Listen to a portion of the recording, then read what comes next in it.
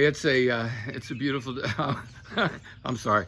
Sorry. I almost started saying it's a beautiful day in the neighborhood, a beautiful day.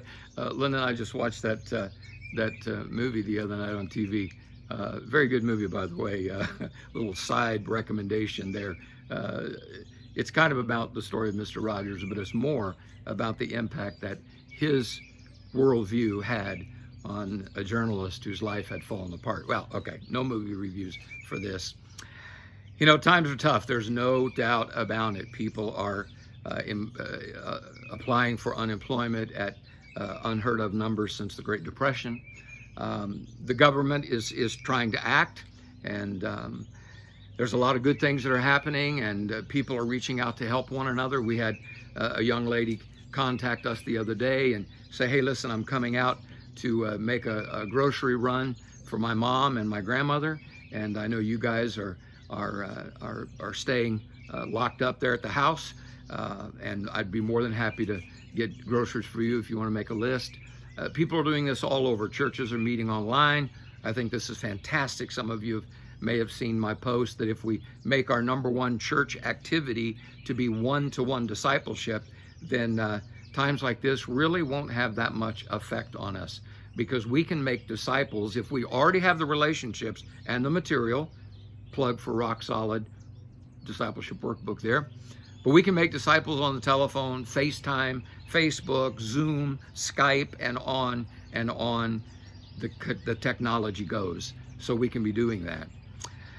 There's been all kinds of stuff. I got some emails or WhatsApp messages from some of the pastors that I mentor in Central Eastern Africa. And they were saying that there's messages going around on social media that America already has the vaccine, but they're only giving the vaccination shots to those people who are willing to get a 666 tattoo on their foreheads. Folks, listen, people in Africa, some of whom have very little depth in scripture, buy into this trash, which is what it is, and it's so sad. We should not be involved in that. Rather, we should speak against those kinds of deceitful things. So then the question is, well, okay, well, does this current pandemic, does this show up in the Bible anywhere? Well, on one hand, I'm going to say no, absolutely no. This is not one of the signs in Revelation. This is not one of the signs of the end of days or the end times. This is not God's judgment on America. This is affecting the whole world.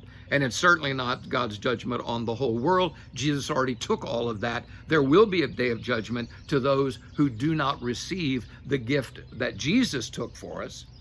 But this is not judgment. This is not the wrath of God.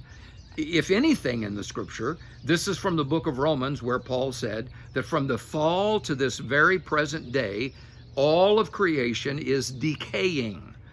You speak about Darwin's theory of evolution. We are de-evolving. Devolving, well, anyway, I dropped out of high school. I'm not sure what the word is. But everything is decaying. All of creation is decaying. And we should not be surprised at that, nor should we begin to promote these ideas. This is the last day. This is the evidence. This is how God is going to wipe out the unjust.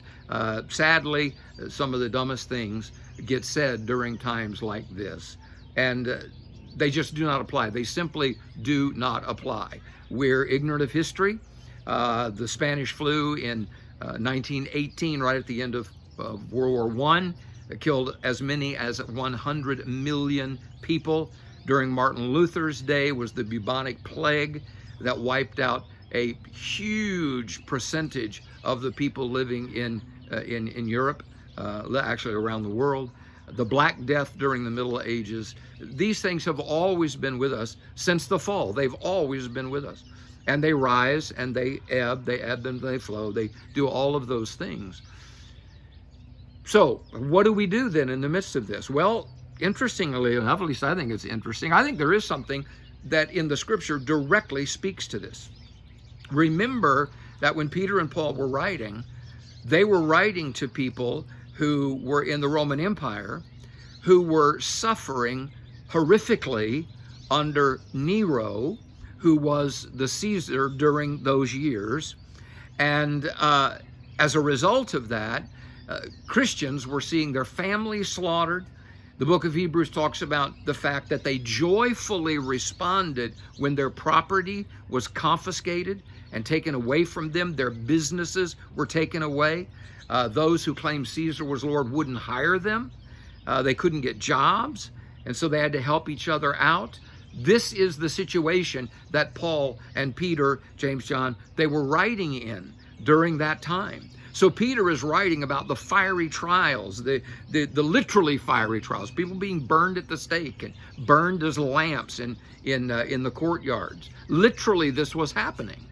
And so Peter writes this. He says, "But in your hearts set apart Christ as Lord." This is 1 Peter chapter 4, and I'm reading in verse 15.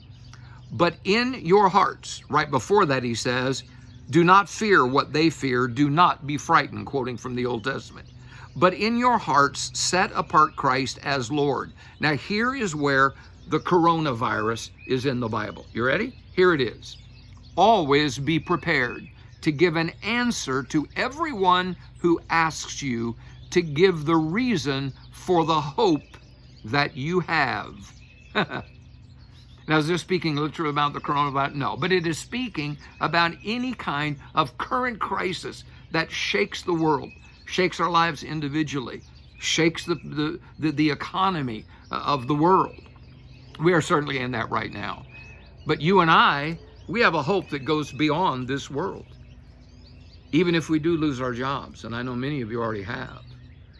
Even if we do come up short on our house payment, and I know some of you are getting close to that place.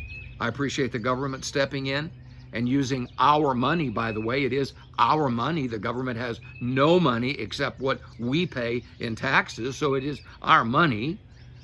And maybe this will be a time where there will be a lot of fat cut out. I don't know. I hope so. That would be wonderful. It would be a good result. But I appreciate what the government's doing to help those of you who will struggle horribly if something doesn't change. But you and I must have a hope that goes beyond this current crisis. We must. If Christ is living in us, of course, if he's not, then we're not born again, we're not Christians. So I think I'm probably speaking to maybe all Christians here. With Christ living in us, he is the epitome of hope. He is the hope giver. He is the God of all hope. May he produce a hope in us that will cause our friends and neighbors who are suffering just like many of us are, or I should say many of you are. Because of that, we have a hope. And we should be a light that shines to the people around us who are struggling. And we must be ready to give them the reason, explain the reason that we have hope. And by the way, avoid arguing about it. The gospel should never be argued. It simply should be explained and offered.